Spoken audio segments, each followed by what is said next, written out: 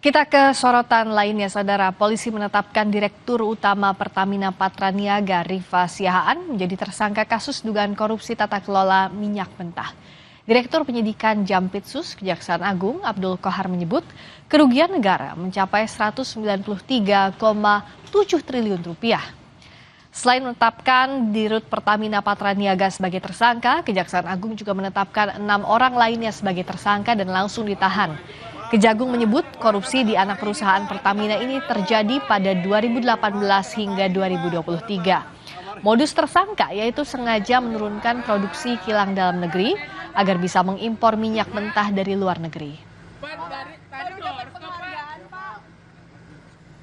Namun berdasarkan fakta penyidikan yang didapat, tersangka RS, SDS dan AP melakukan pengondisian dalam rapat optimalisasi hilir atau OH yang dijadikan dasar untuk menurunkan produksi kilang sehingga produksi minyak bumi dalam negeri tidak terserap seluruhnya. Dan pada akhirnya pemenuhan minyak mentah maupun produk kilang dilakukan dengan cara impor.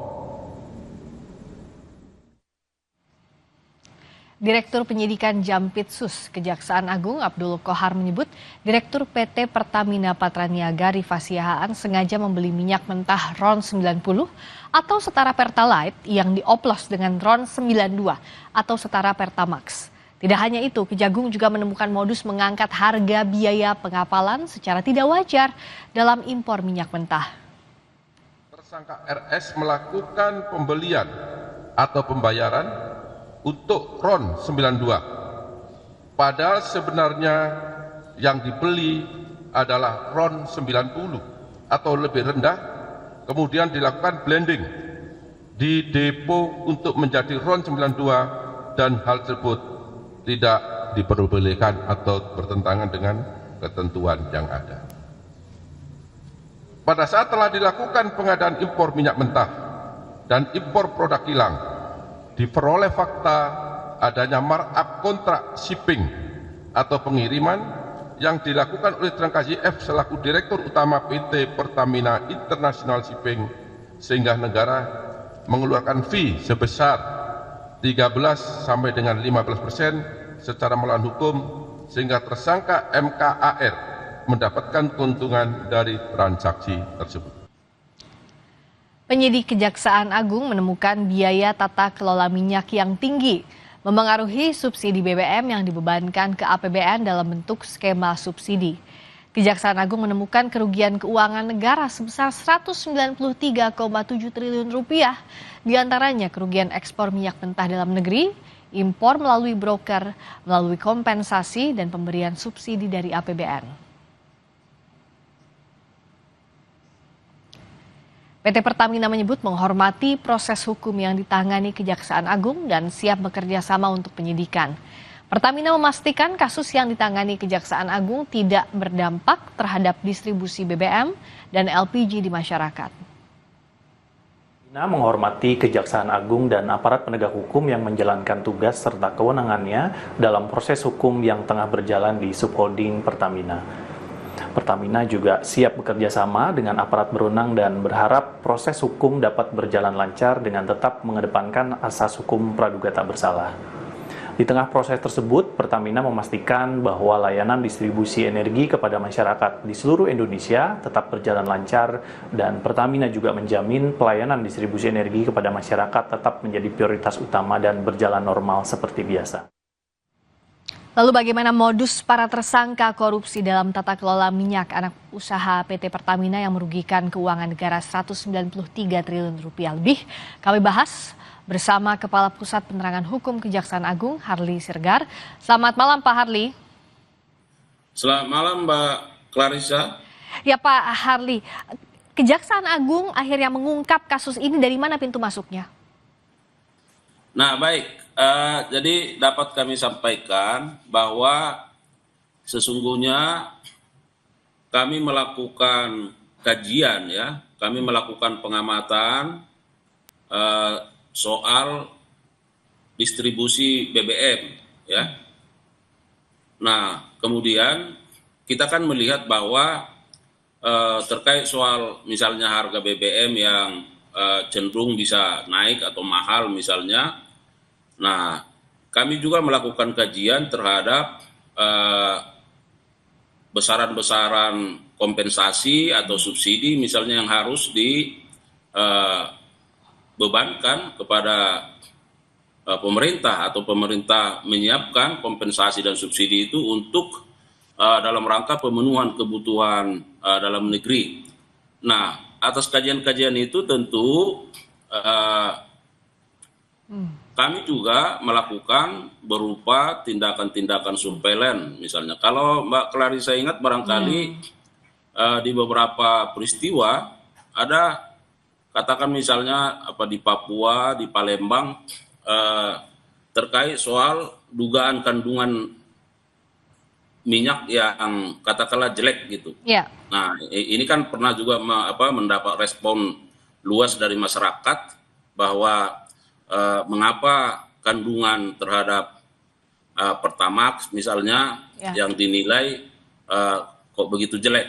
Nah, kami melihat ini kan tidak diam, melakukan pengamatan, penggambaran, kemudian mengumpulkan berbagai data kenapa harus bisa seperti itu. Sampai pada akhirnya ada linearnya, ada keterkaitan antara hasil-hasil yang ditemukan di lapangan dengan kajian-kajian yang tadi terkait misalnya kenapa harga BBM harus naik misalnya. Nah, ternyata kan ada beban-beban negara, ada beban pemerintah yang seharusnya tidak perlu, tapi karena ada sindikasi yang dilakukan oleh para tersangka ini, nah akhirnya negara harus mengemban beban kompensasi dan subsidi yang begitu besar. Tadi kan seperti yang Pak Ari katakan tadi ada temuan, ada surveillance, ada pengawasan, lalu diteliti dari mana ini akar masalahnya. Nah, temuan-temuan itu dari daerah mana saja Pak Harli dari laporan awal pada saat itu?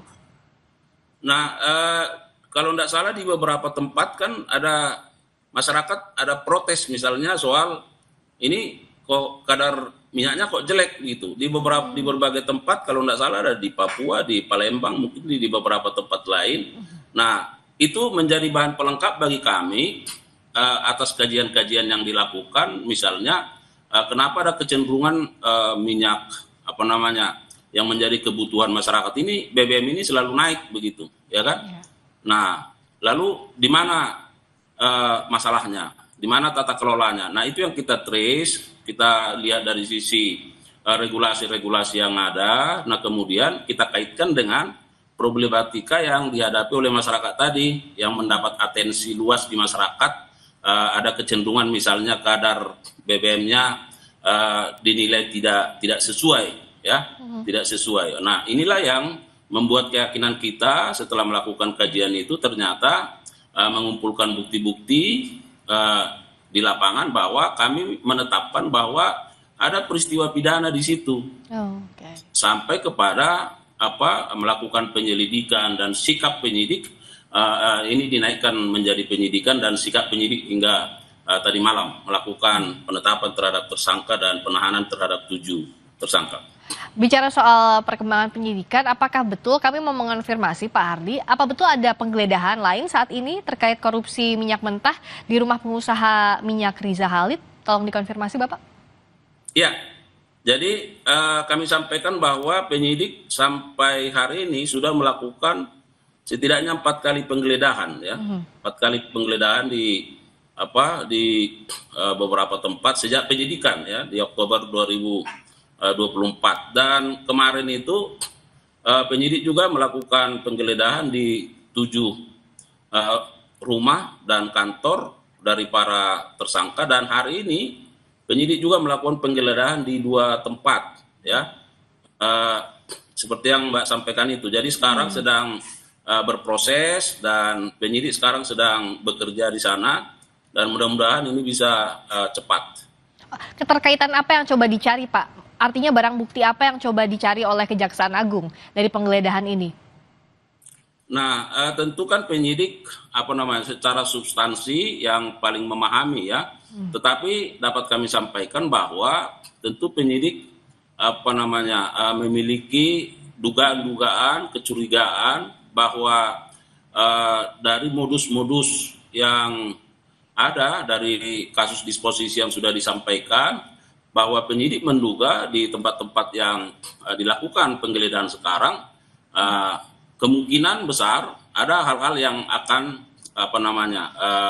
diperoleh berkaitan dengan dugaan tindak pidana ini. Nah, di beberapa tempat kan penyidik juga sudah menemukan katakanlah dokumen, kemudian menemukan barang bukti elektronik. Nah, kemudian ada juga sejumlah uang.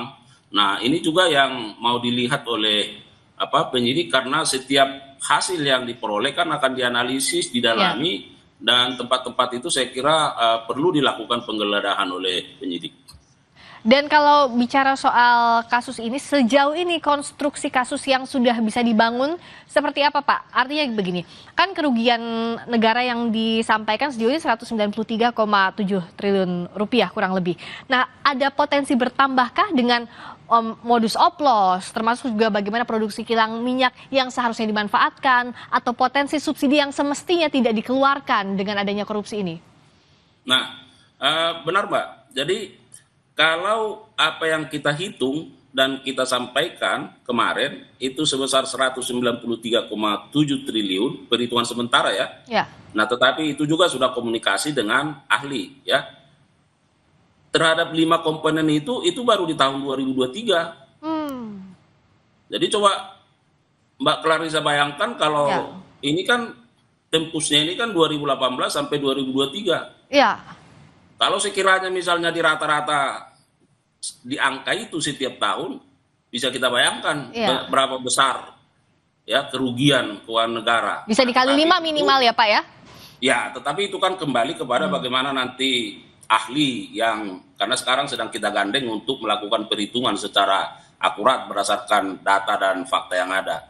Ya. Jadi apa yang sudah disampaikan oleh Kompas TV tadi terkait modusnya, saya kira itulah yang sekarang yang menjadi konstruksi perkaranya, dan itu yang sedang kita bangun dan itu yang kita dalami, dan terus mudah-mudahan misalnya terkait 5 dasar perhitungan kerugian ini apakah bisa bertambah misalnya nanti ke depan seperti apa terkait soal oplosan dan sebagainya, apakah itu juga bisa dilakukan perhitungan, saya kira ya kita ikuti perkembangannya. Ini kan tempusnya dari 2018 sampai 2023. Nah, selama waktu itu bagaimana bisa peristiwa pidana ini terjadi tanpa pengawasan, Pak Harli?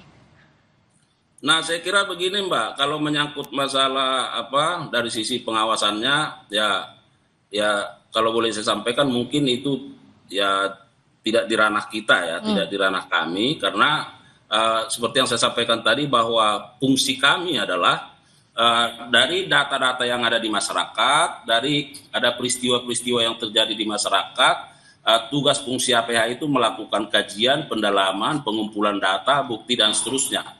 Nah, tentu yang kedua ini harus kita jadikan juga sebagai momen baik seperti yang kami sampaikan semalam bahwa nah kita harapkan ke depan ini bahwa tata kelola BUMN sebesar Pertamina ya tentu akan semakin baik. Jadi ada upaya-upaya penindakan yang kami lakukan, tetapi di sisi lain juga kita harapkan bahwa ke depan bahwa sisi-sisi bagaimana perbaikan tata kelola terkait modus-modus ini akan berhenti, dan ini tentu akan kita harapkan bisa perbaikan bagi kebaikan korporasi dan juga tentu meningkatkan kesejahteraan masyarakat.